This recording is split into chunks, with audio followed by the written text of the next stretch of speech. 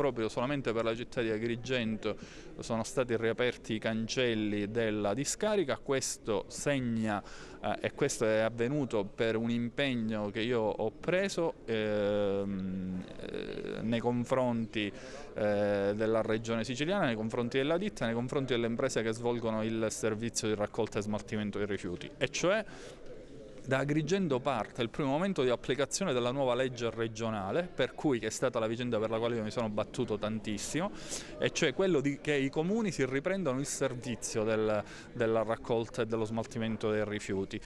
Questo si riesce a fare perché ho fatto un atto di indirizzo ai miei uffici in cui ho chiesto di riprendere i ruoli del lato GESA, i ruoli del servizio di smaltimento dei rifiuti. I ruoli sarebbero le risorse finanziarie che entrano a seguito del pagamento da parte dei cittadini. Una volta che io come Comune di Agrigento incamero questi fondi, e li incamero già nell'esercizio finanziario 2011, sono nelle condizioni di poter garantire il pagamento nei confronti delle ditte, delle imprese, nei confronti della proprietà della discarica.